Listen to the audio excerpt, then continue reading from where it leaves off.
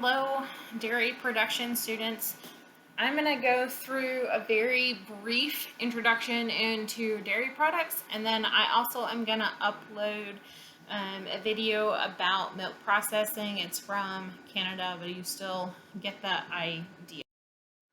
So when we talk about milk, we're going to talk about nature's most perfect food.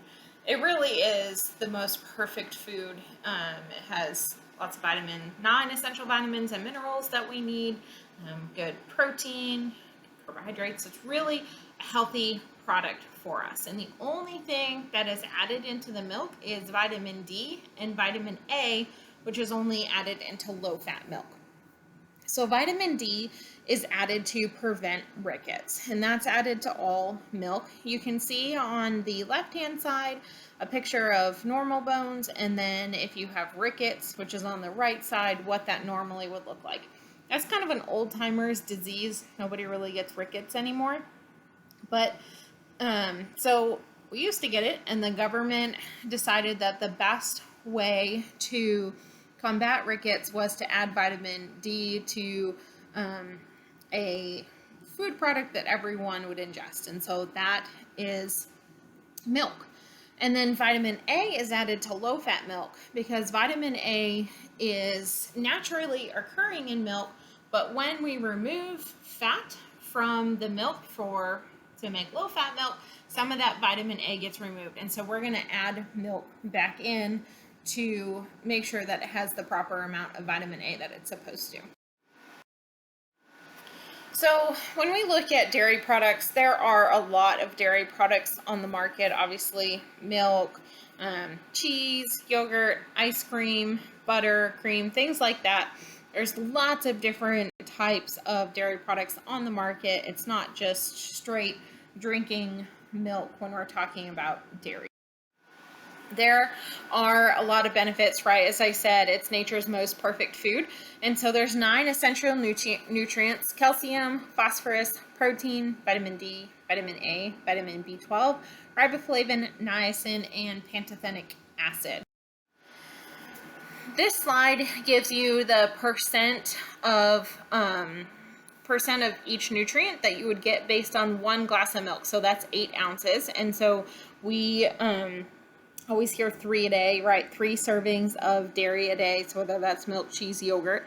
And so if we were to have 3 a day, we would get like 75% of our calcium that we need. So it's really a great way to get all of our 9 essential vitamins and nutrients.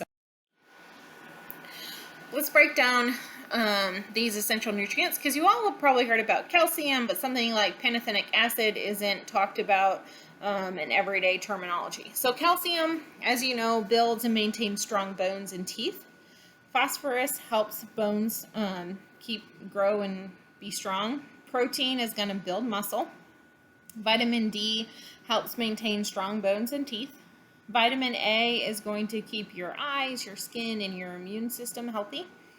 Vitamin B12 is going to build red blood cells and maintain your central nervous system. Riboflavin is going to convert food into energy and help develop the central nervous system. Niacin helps enzymes function. And then pantothenic acid helps use carbohydrates, fat, and protein for fuel. So all of those essential nutrients help our body stay strong and healthy every day.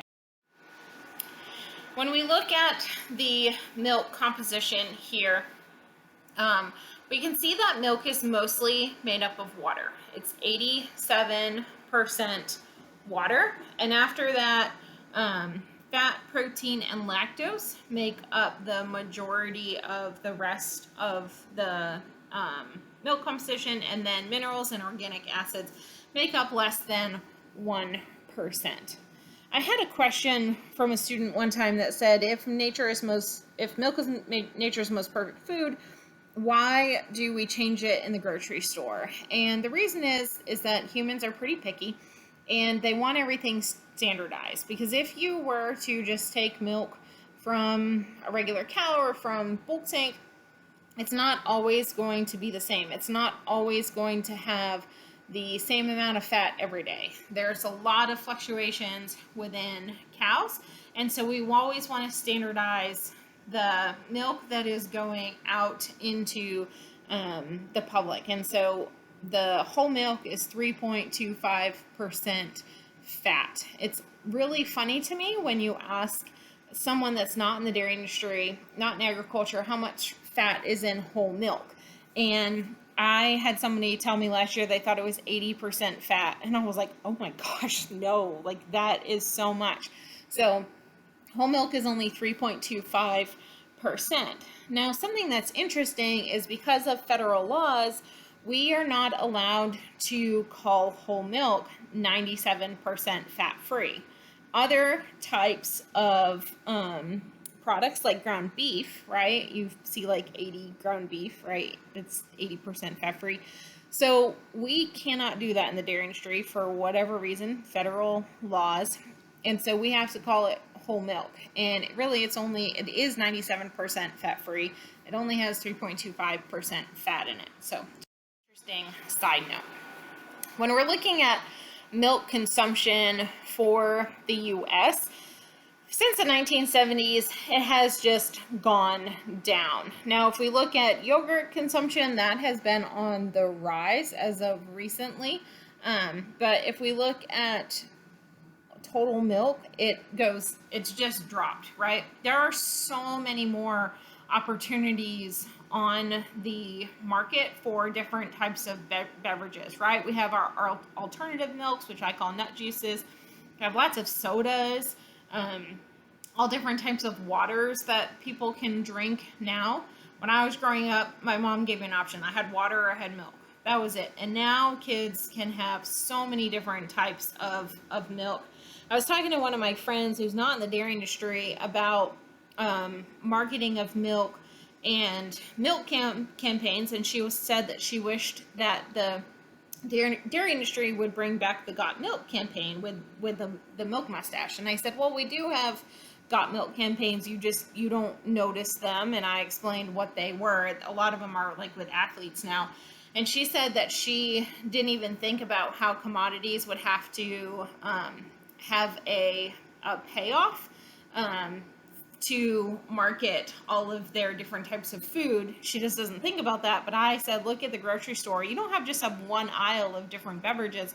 You have aisles upon aisles of different beverages that you can select from. So we do have to continue to market our milk because milk consumption is going down. Now, butter is pretty trendy now, and that's on the up and up, which is good. I can't remember when this was, 2014 maybe, that McDonald's switched to butter. I think they used to use margarine or something. I don't know exactly what they were using, but they switched to butter in their stores, and that really helped butter consumption go up. And so now people are actually starting to see the benefits of things like butter, whole fat milk, yogurt, things like that. And so butter has been on the rise. I forgot to talk about the raw milk and how else it can be sold. So the green states allow a cow share program. And so what the cow share is that means that you can basically own a cow, quote unquote, on a farm, and then you can just go to the farm anytime you want and pick up milk. Now, you're probably not really buying from the specific cow that you, quote unquote, own, but it's a way to get around kind of the legality of selling raw milk in states that don't allow you to sell raw milk. The reason why why I'm against raw milk, if I took a shot of Listeria, I'd probably be okay. But where I'm very against selling raw milk is that raw milk is usually fed to people like children or elderly or immunocompromised people that can't handle drinking some Listeria. And when cattle are shedding bacteria, they may not be actually sick. And so they might still be shedding some of these bacteria where we don't know that they're shedding bacteria. So that's why I am against the selling of raw milk, and why Texas Association of Dairymen, they're pretty vocal about against raw milk as well. Sorry. If people are talking about organic milk, they think that organic milk is healthier because it's going to last longer. Well, the reason why it lasts longer in the grocery store is because all organic milk, the way that it's pasteurized is to a UHT level. And so organic milk doesn't last longer because it's a superior product. It lasts longer because of the way that it's actually pasteurized. So it's just something, kind of an interesting side note. So when we're talking about UHT milk, there's no set time or temperature for aseptic processes because it depends on the type of equipment and product. When we're talking about fat content in pasteurization, if fat content is greater than 10% or it contains sweeteners or it's concentrated, then the temperatures and times to the right have to be followed. So I just talked about raw milk, but one thing that I don't mind eating is raw milk cheeses. And the reason why I can drink or can eat raw milk cheeses is when those cheeses age, they actually go through their own natural pasteurization process. And so then they are healthy for everyone to eat. So that is a very quick overview about dairy products. I am also going to post a video so that you all can tour what a milk processing plant looks like. Thank you.